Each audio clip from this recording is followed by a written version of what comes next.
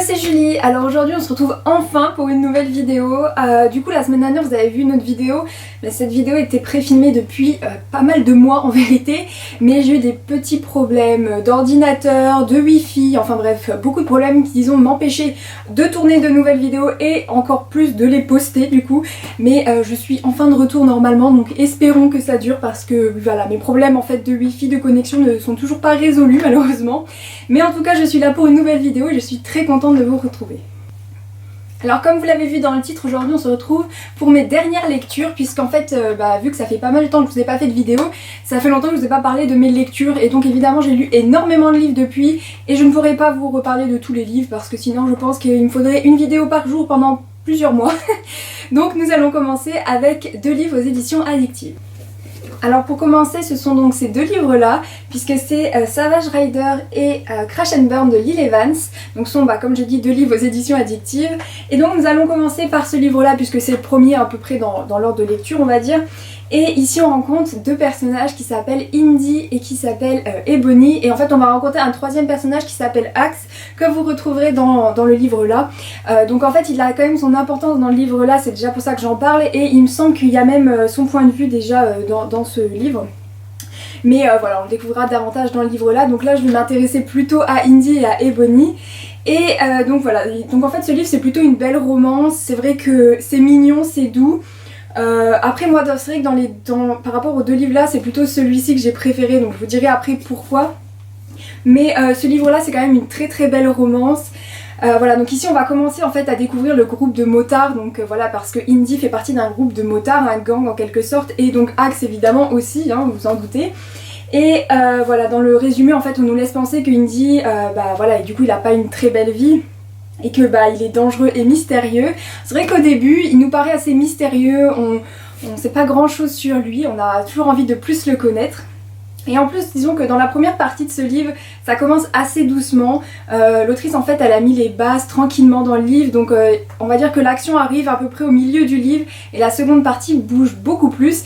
Mais voilà, donc c'est vrai que j'ai vu quelques avis qui disaient qu'au début c'était un petit peu ennuyant, mais je pense pas que c'est ennuyant, c'est simplement que c'est les bases et donc si on les avait pas c'est vrai qu'on ça serait un peu compliqué. Et en plus c'est un peu les bases aussi pour je trouve le tome là, donc du coup pour moi c'était, je trouve ça plutôt pas mal et assez important en quelque sorte hein. Et du coup ce livre moi je l'ai plutôt bien aimé, je trouvais ça mignon, assez doux. Finalement les personnages ils sont mystérieux mais pas non plus, voilà, Indy est pas aussi dangereux que laisse penser le résumé ou voilà le début. Je trouve que finalement c'est un personnage assez calme. Voilà, il est pas non plus complètement dingue, mais c'est un personnage que j'ai plutôt bien aimé. Et en plus dedans voilà, du coup on y retrouve humour, on y retrouve de la passion, on y retrouve des émotions, beaucoup quand même. Surtout par rapport au personnage féminin de Ebony, voilà, surtout dans la 2e partie, je vais pas vous spoiler ce qui se passe, mais c'est vrai qu'il y a du coup beaucoup d'émotions autour de son histoire. Après voilà, c'est une lecture assez simple, hein, c'est pas non plus, voilà, mais j'ai trouvé que c'était assez divertissant, assez touchant, et voilà, en tout cas moi je trouvais ça très addictif et peut-être que je relirai un jour cette histoire. Donc ensuite le second livre, on y retrouve notre personnage de Axe et j'en suis ravie parce que dans le tome 1 disons qu'il nous a laissé un goût encore plus que mystérieux, c'était très curieux et franchement j'avais tellement hâte de découvrir ce personnage. C'est vrai qu'il nous paraît un peu dangereux celui-là pour le coup par rapport à Indy, un peu étrange aussi hein. Et du coup c'est vrai qu'on avait envie de le connaître davantage et franchement je suis pas déçue, pour moi ce tome là c'est vraiment un coup de cœur. Celui-là c'est sûr que je le relirai un jour, en tout cas je ne sais pas quand mais je le relirai. Et ici du coup je vous ai dit on retrouve Axe mais on retrouve aussi du coup un personnage féminin évidemment. Alors, je suis pas trop sûre de comment on prononce mais enfin c'est Lake, je sais pas. Et j'ai beaucoup aimé ce personnage aussi. C'est une femme qui est blessée, qui a vécu malheureusement des choses pas très faciles, dont le décès de son fiancé. Et voilà, il va avoir pas mal de péripéties et de renouvellement, n'importe quoi. Je change les phrases, ça ne veut plus rien dire.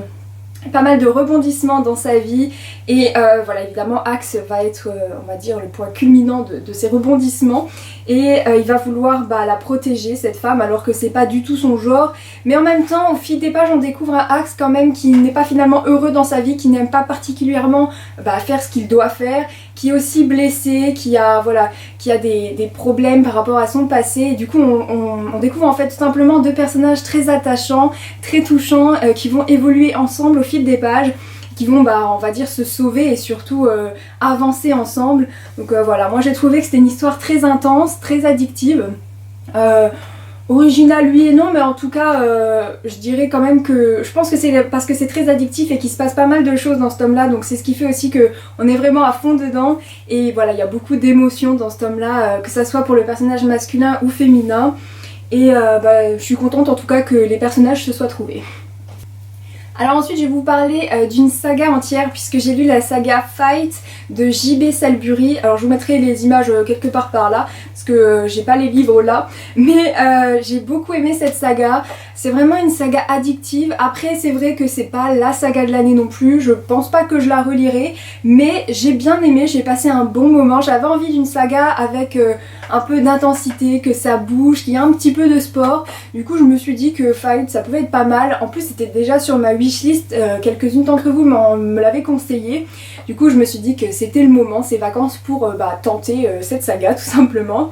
Et dans le tome 1 on découvre les personnages de Raven et de Jonah. Je regarde là parce que j'ai un petit peu écrit, parce que c'était... Voilà, quand il y a 3 tomes après je me mélange un petit peu les pinceaux entre les personnages. Donc avec Raven et Jonah dans le tome 1, donc en fait Jonah c'est plus le mec beau gosse, sûr de lui, fort, courageux. Et finalement il est sympa, protecteur, plutôt honnête moi je trouve. Et en fait finalement c'est pas un méchant hors des combats évidemment, parce que dans les combats il aime gagner. Et il est très très bon en plus dans les combats, puisqu'évidemment vous en doutez au titre, il fait des combats. Et mais je trouve que au final c'est quand même finalement un mec plutôt gentil qu'on découvre au fil des pages, et surtout très protecteur, et évidemment protecteur envers Raven. Et donc Raven c'est un peu le point central des 3 tomes en quelque sorte, puisque en fait elle est la fille d'une dame que vous découvrirez au fil des pages. Je vais pas trop vous en dire parce que ça vous spoilerait toute l'histoire, et d'un homme assez méchant, machiavélique, et qui va être le point central de ces 3 tomes.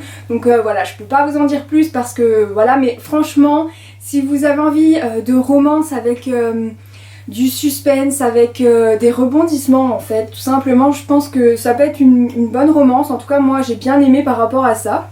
Ensuite dans le tome 2 on a le personnage de Blake, donc vous le découvrez déjà dans le tome 1, donc voilà, il n'y a pas de grandes nouvelles, vous savez déjà qui il est, et en plus il est un petit peu spécial ce Blake, faut l'avouer.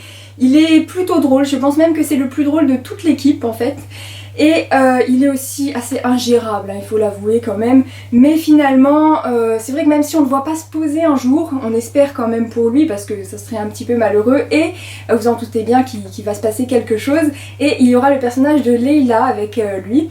Et Leila, elle a aussi une vie très très très difficile, elle a eu beaucoup de problèmes, et elle en a encore au moment de l'histoire avec Blake. Et ça bouge énormément dans ce tome, et franchement j'ai beaucoup aimé aussi ce tome. Parce que comme dans le tome 1, il y a des rebondissements, il y a de l'action, il y a de l'amour évidemment, mais c'est aussi un très bon tome d'après moi. Et pour le tome 3, alors là c'est vraiment mon coup de cœur de la saga en fait, c'est mon tome préféré je pense, le tome 3, puisqu'ici on a le personnage de Rex, donc on découvre aussi dans les 2 tomes précédents. Et on a le personnage de Mac qui s'appelle aussi Gia, donc voilà, je vais pas vous en dire plus parce que je vais pas vous dire pourquoi elle a 2 prénoms, mais vous le découvrirez très très vite, hein, parce que voilà, je spoil pas grand chose en disant ces 2 prénoms, on le découvre dès les premières pages. Et donc Rex, moi je trouve que finalement c'est le plus touchant de l'équipe, donc je dis l'équipe par rapport à tous ceux qui font du combat, voilà. Hein. Donc Rex en fait ouais c'est vraiment le plus touchant, celui qui a l'histoire la plus difficile pour moi, qui est aussi le plus compliqué à cerner, qui reste le plus mystérieux. Et c'est vrai que avant de commencer l'histoire je ne savais pas trop à quoi m'attendre autour de lui, et franchement j'ai pas été déçue parce que son histoire est vraiment touchante, émouvante. C'est vrai que j'aurais aimé que ça aille encore plus loin parce qu'il y avait vraiment matière à faire dans ce tome là, tellement l'histoire de Rex est très très forte. Mais voilà, moi je trouvais que c'est quand même celui qui avait finalement le plus d'amour à partager, et celui qu'on a envie tout simplement qu'il se pose parce qu'il le mérite. Et voilà, donc j'ai trouvé que c'était un personnage très attachant, Rex. Et évidemment le personnage de Mac aussi, parce que voilà, elle a une histoire si très difficile, donc son histoire est liée à celle de Rex dans le passé. Mais voilà, c'est un couple en tout cas qu'on est content de voir ensemble et qui mérite d'être heureux et d'avoir le bonheur par rapport à tout ce qui s'est passé dans leur vie. Alors ensuite, encore une saga, et c'est la dernière saga dont je vais vous parler dans cette vidéo, et d'ailleurs c'est les derniers livres dont je vais vous parler, c'est cette saga là. Alors c'est une saga qu'on voit beaucoup passer, qui est assez vieille en quelque sorte, et que je n'avais jamais lu tout simplement, et je vous en ai parlé dans ma vidéo de la dernière fois, et voilà, j'ai enfin lu cette saga, j'en suis plus que ravie parce que voilà, j'en ai un peu marre d'avoir une palle immense qui n'en finit jamais. Donc oui, alors ce livre-là a pas survécu à mes vacances, c'est-à-dire que même les pages, je pense qu'elles ne sont plus dans l'ordre. Le livre n'est plus attaché, voilà, celui-là je ne le relirai pas. Bon, en même temps, j'avoue que je comptais pas relire la saga, mais voilà, mon livre est complètement HS, là, je pense qu'il n'a pas aimé la chaleur et l'humidité de Grèce, ma foi, bon, c'est comme ça.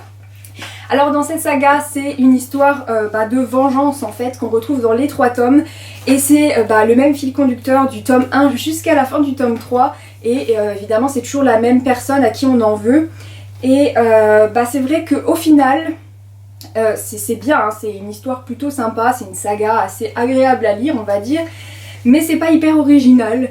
On va l'avouer, et c'est sympa et sans prise de tête, ça je le conçois et c'est vrai, franchement c'est pas non plus prise de tête, et en plus c'est plutôt facile à lire, donc voilà, c'est des romances plutôt sympathiques. Mais en fait le problème c'est que c'est très répétitif, et vraiment du tout début de ce tome là jusqu'à la fin, donc je crois que c'est celui-là 3, voilà, du tome là c'est toujours la même chose, même si ça change de personnage hein, dans les 3 tomes. J'ai trouvé que c'était assez répétitif, et finalement ça en devient un petit peu ennuyant d'après moi. Alors après voilà, ce n'est que mon avis, mais voilà, c'est addictif et prenant. Après c'est quand même un peu trop répétitif, du coup c'est vrai qu'on a tendance à tourner très très vite les pages et finalement à sauter parfois quelques lignes.